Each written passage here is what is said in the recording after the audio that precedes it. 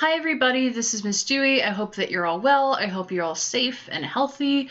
I wanted to make this video to tell you a little bit more about COVID-19 and answer some of the questions that you had. So what I did to make this is I did a little bit of research on my own. I'll make sure that the sources are in the description. And I also combined that with some of my general biology knowledge, and I made this video to helpfully inform you about what's going on with the pandemic, how it might affect you in the community, and again, answer some questions. So I wanted to start off by talking about what is COVID-19, and is it different from the coronavirus, or are they the same thing? So I want to start off with just what is a virus. So if you remember way back to the beginning of the year, we actually talked about viruses. Viruses are something that are not alive. They're basically little packets of DNA or RNA. They go in, they infect cells, and they make those cells make more DNA and RNA. So when you get sick with a viral infection like COVID-19 or even just the common cold, that is because the viruses, the little itty bitty packets of DNA, are going and infecting your cells, and your immune system is fighting back. So let's talk specifically about what a coronavirus is. So coronavirus is actually a family of diseases. It's a bunch of different kinds of diseases that all do sort of the same thing. Coronaviruses are known specifically for giving you upper respiratory system, so that's like sneezing, coughing, having trouble breathing. That's all coronavirus. And there are actually multiple types of coronavirus. One of them is obviously COVID-19, which is what we're facing now. But there are other types that we've seen before. We've seen SARS, which had a very big outbreak. You guys are probably too young to know about it. It was in about 2003. But if you ask somebody who was around then, they'll probably remember the SARS outbreak. There was also a more recent outbreak of something called MERS, M-E-R-S, which was in the Middle East, also a respiratory infection. And finally, there's one that I'm sure you all know about, the common cold. Some types of the cold are actually caused by a coronavirus. Now, this isn't to say that COVID-19 is just a cold. It's not a big deal, but it is in the same family as colds. It's just like a cold put to the extreme. So the next question that I want to talk about is something more personal. How close is COVID-19 to us in Salem? So as of now, I want to start with some good news. No cases have been reported in Salem, Massachusetts. That said, there have been 8 cases that have been reported in Essex County, which is the county that Salem's in.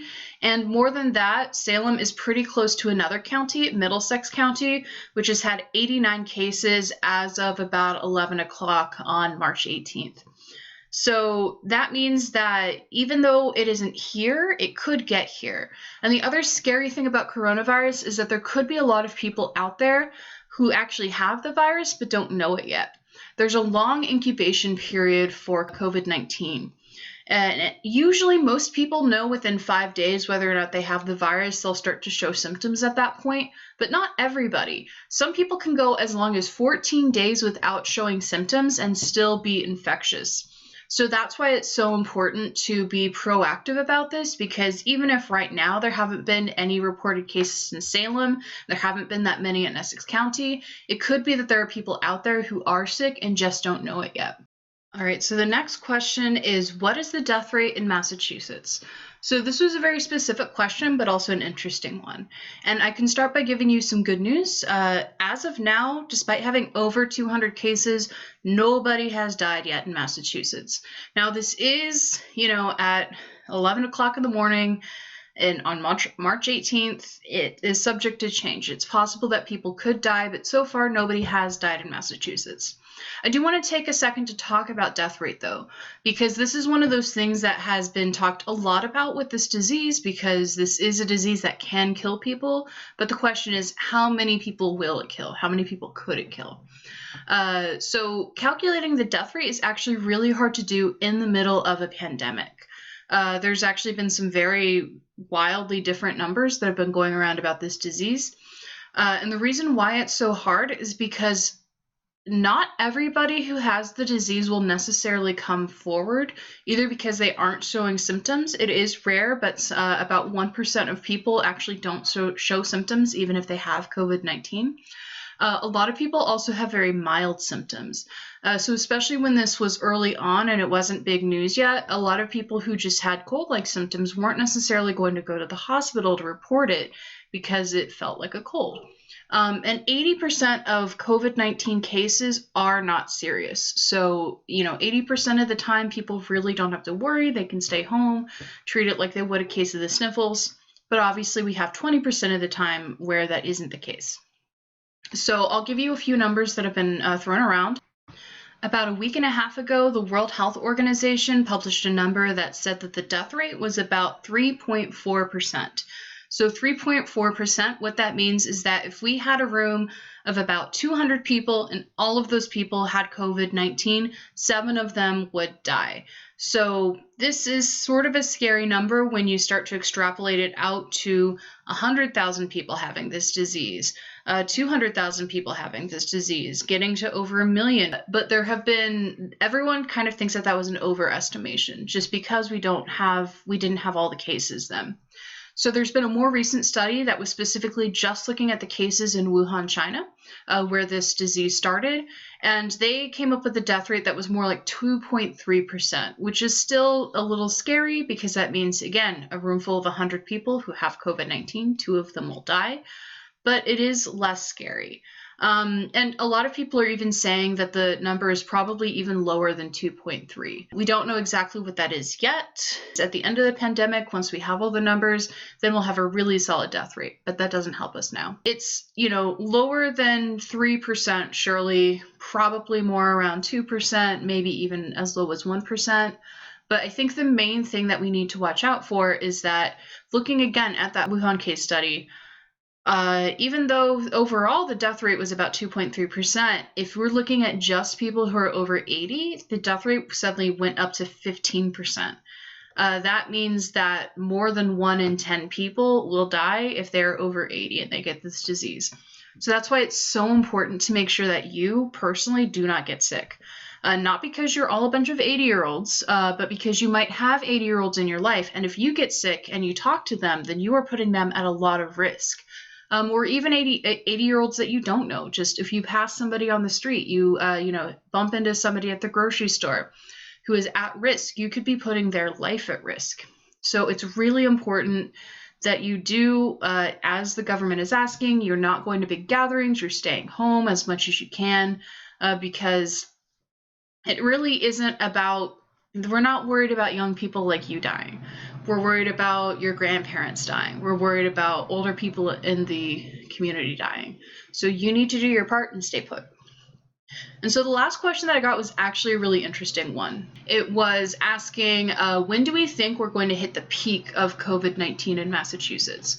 So this is a question that I'll say up front, I don't really have an answer to, and I'm not sure that anybody has an answer to, because it all depends on what people do in terms of community reaction. So recently there's been a lot of talk about flattening the curve. I want to talk about what that means.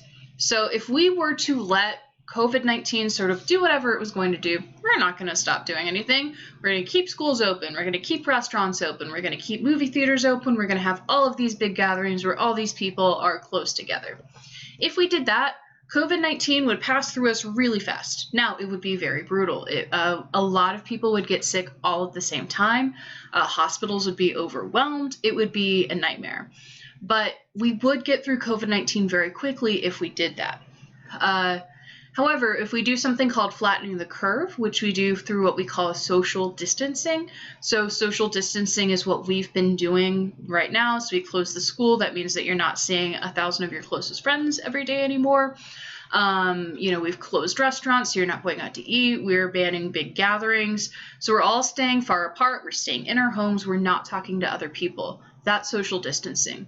When we do that, we make it a lot less likely that the disease will spread quickly, because you're much less likely to get a disease if you're only seeing 2, maybe 3 people a day than if you're in a building filled with 1,000 other people, any of whom could have got the disease.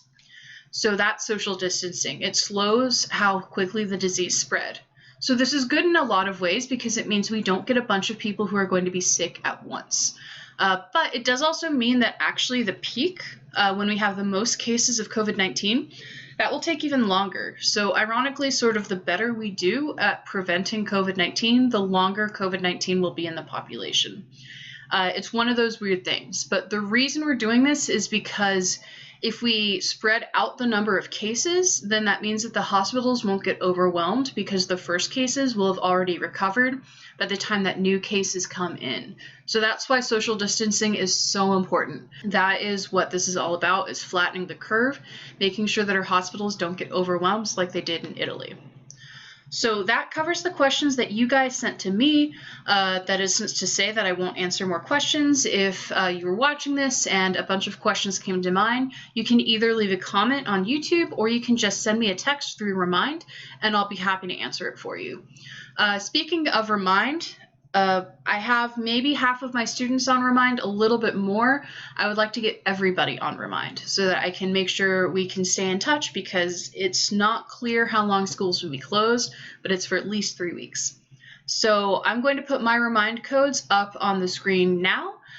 Notice that I have 2 different classes. One is for CP, one is for honors. Please join the one that is relevant to you. The code for honors is @Dewey, HON, @DeweyOn, HON, and the code for CP is @DeweyCP. So make sure you join the right class. Now, if you are not one of my students, but you are a biology student at Salem High School with one of the other teachers, I also want you to join their Remind. So I'm going to put the Remind codes for Duffy and Gordon up on the screen right now. So make sure that if you are in one of those classes and you have not already joined one of their Reminds, please join the one that is relevant to you. We all want to make sure that we are staying in touch with you over these 3 weeks so that we can keep your biology knowledge up to date. All right, that is all for now. I hope that you all stay happy, healthy, and safe, and I will see you later.